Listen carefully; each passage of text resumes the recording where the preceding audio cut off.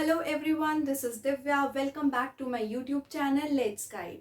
आज मैं आपके लिए सीडीपी के कुछ इंपॉर्टेंट टॉपिक्स लेकर आई हूँ जिसमें से हर प्रीवियस ईयर में क्वेश्चन पूछे जाते हैं, तो ये वीडियो को स्टार्टिंग से एंड तक ज़रूर देखना। तो सबसे पहला टॉपिक जो हम डिस्कस करने वाले हैं वो है gender issues in social construct. मतलब कौन से ऐसे जेंडर इश्यूज है जो हमारी सोसाइटी ने ही कंस्ट्रक्ट करे हैं। सबसे पहले आ जाता है कि जेंडर इशू है क्या। Social discrimination between boys and girls, मतलब कि जो हमारी सोसाइटी है उसमें भेदभाव करा जाता है बॉयज और गर्ल्स के बीच में। ये चीज़ें पहले बहुत ज़्यादा हुआ करती थी, अब बहुत कम है, लेकिन स्टिल हमारी कंट्री के किसी न किसी पार्ट में ये चीज़ें अभी भी हो रही है। देन आता है इनइक्वालिटी। इनइक्वालिटी जो है सबसे बड़ा इशू है, मतलब कि मेंस और वुमेन को इक्वल नहीं माना जाता, वुमेन को कम प्रेफरेंस दी जाती है as compare to men. Then आता है issue arise from historical background. ये इश्यूज आए कहाँ से? ये चीज़ें पहले से ही चलती आ रही है, हमारे हिस्टोरिकल बैकग्राउंड में से ही ये चीज़ें जो है अराइज हुई है। देन आता है कौन सी ऐसी प्रैक्टिसेस है जो जेंडर इनइक्वालिटी को रिलेट करती है। सबसे पहले आता है जेंडर रोल। जेंडर रोल में क्या होता है कि जो हमारी सोसाइटी है उसने बॉयज़ और गर्ल्स के लिए, मैन और वुमेन के लिए कुछ रोल्स बना रखे हैं। लाइक जो गर्ल्स है दे शुड बी काम and have patience in front of others, और जो बॉयज़ हैं उन्हें दूसरों के सामने स्ट्रॉन्गर बिहेव करना है। तो ये ऐसे रोल्स है जो हमारी सोसाइटी ने ही बनाए हैं। देन आता है जेंडर डिस्क्रिमिनेशन। जेंडर डिस्क्रिमिनेशन का मतलब क्या है कि जो हमारी सोसाइटी है उसमें भेदभाव करा जाता है जेंडर के बीच में, मतलब बॉयज़ और गर्ल्स के बीच में। जैसे स्कूल का भी एग्जाम्पल हम ले लें तो कई जगहों पे विलेजेस वगैरह में ऐसा होता है कि बॉयज़ से ज़्यादा उम्मीदें रखी जाती है, they will be performing very well as compared to girls. Then आ जाता है जेंडर स्टीरियोटाइप। जेंडर स्टीरियोटाइप क्या होता है? मतलब कि पहले से जो चीज़ें चली आ रही है, लाइक किसी की मैरिज होती है तो देखा जाता है कि जो मेन है वो क्या काम करता है, कैसी जॉब करता है, कितना अर्न करता है। वुमेन नहीं करती तो भी चल जाता है, उनसे एक्सपेक्ट करा जाता है that they should do a house hold work. लेकिन मेन को माना जाता है कि उसकी तभी मैरिज करी जाती है when he is doing some job.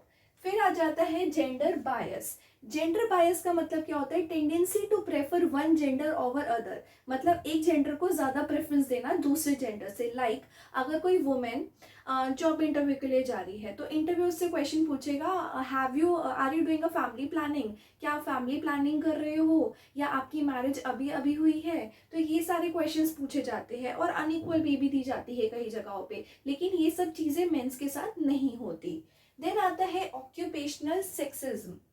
इसका मतलब क्या है कि जहाँ पे भी जो भी वुमेन और मेन वर्क प्लेस होती है उनकी, वहाँ पे डिस्क्रिमिनेटरी प्रैक्टिसेस होती है, मतलब डिस्क्रिमिनेशन करा जाता है इन टर्म्स ऑफ स्टेटस या फिर पे से रिलेट करके।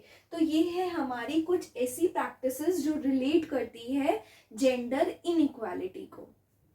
अब नेक्स्ट टॉपिक आता है एजुकेशन।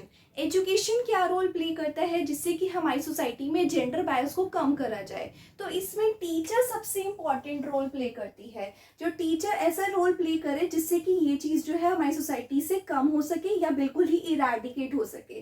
तो सबसे पहले आ जाता है स्टूडेंट गेट इक्वल अपॉर्चुनिटी। मतलब कि जब टीचर क्लास में क्वेश्चंस पूछ रही है या रिस्पॉन्ड करने को बोल रही है तो उसे हर एक स्टूडेंट को इक्वल अपॉर्चुनिटी देनी चाहिए।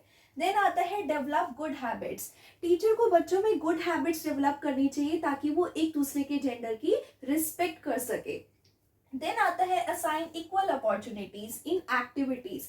टीचर को इक्वल अपॉर्चुनिटीज देनी चाहिए दोनों ही जेंडर को जब वो क्लास में एक्टिविटीज वगैरह परफॉर्म करने के लिए बोलती हैं। देन आता है अरेंज वेरियस प्रोग्राम्स। क्लास में थोड़े थोड़े टाइम के बाद कुछ प्रोग्राम्स अरेंज करने चाहिए, जैसे कि गर्ल्स अपलिफ्टमेंट का प्रोग्राम हो गया या फिर वुमेन एम्पावरमेंट का हो गया, जिससे कि जो जेंडर है एक दूसरे की रिस्पेक्ट करना भी सीखे और जेंडर बायस जो बिल्कुल है हमारी सोसाइटी से इरेडिकेट हो जाए या कम हो सके। Now the next topic is assessment of learning and assessment for learning. सबसे पहले हम समझेंगे कि असेसमेंट फॉर लर्निंग क्या होता है। इसको असेसमेंट एज लर्निंग भी बोला जाता है। इसमें असेस किया जाता है कि स्टूडेंट ने कितना समझा है ड्यूरिंग टीचिंग लर्निंग प्रोसेस, मतलब एक पर्टिकुलर टॉपिक को कितना बच्चे ने समझा है। और इसका मेन मोटिव क्या होता है? टीचिंग लर्निंग प्रोसेस के टाइम पे स्टूडेंट की लर्निंग को इम्प्रूव करना। फिर आता है assessment of learning. Assessment of learning में क्या होता है, टेस्ट, एग्ज़ाम, पेपर्स, इन सब के थ्रू असेस करा जाता है, मेज़र करा जाता है कि स्टूडेंट ने कितना लर्न करा, उसने अपने गोल्स और ऑब्जेक्टिव को अचीव करा है या नहीं करा। Next topic CCE। CCE को कॉन्टीन्यूस एंड कॉम्प्रिहेंसिव इवैल्यूएशन भी बोला जाता है और इसमें कवर होते हैं सारे एस्पेक्ट स्कूल एक्टिविटीज़ के जो रिलेट करते हैं चाइल्ड डेवलपमेंट को। इसमें स्कॉलिस्टिक और को स्कॉलिस्टिक दोनों एरियाज आ जाते हैं। इसमें क्या होता है कि physical activities, life skills, attitude, social behaviour, math, science, games, सब चीज़ें इसमें जो है बच्चे की डेवलप हो। फिर आता है NCF 2005। NCF 2005 रिकमेंड करता है CCE का सिस्टम।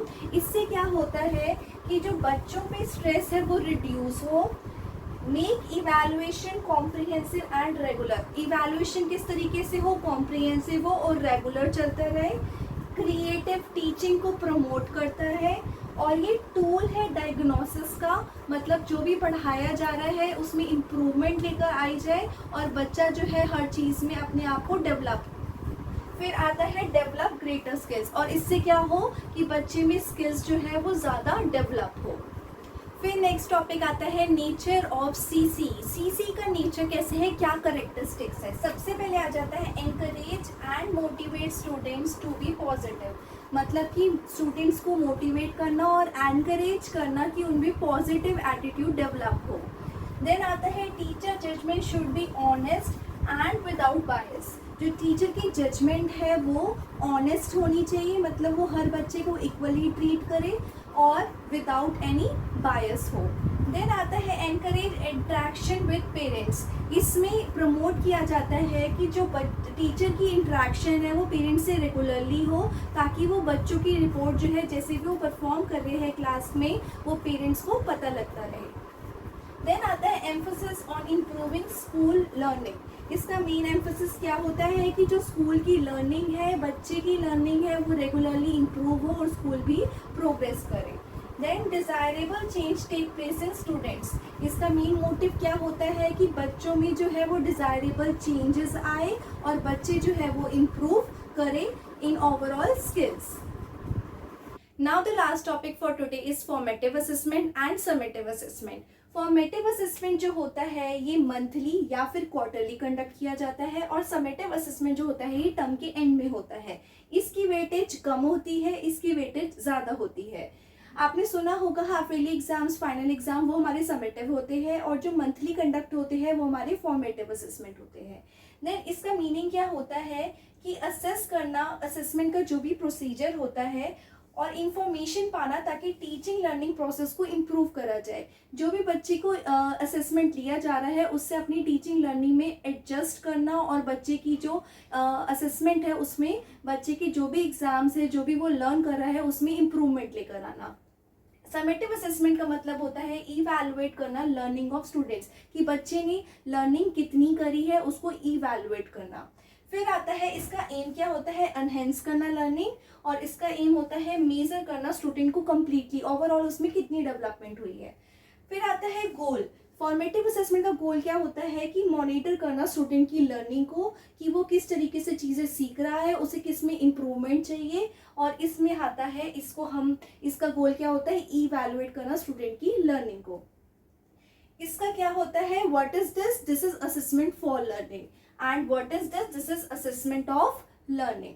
इसकी वेटेज कम होती है, इसकी वेटेज ज़्यादा होती है। मीन्स ये ज़्यादा कम मार्क्स का आता है और समेटिव असेसमेंट ज़्यादा मार्क्स का आता है।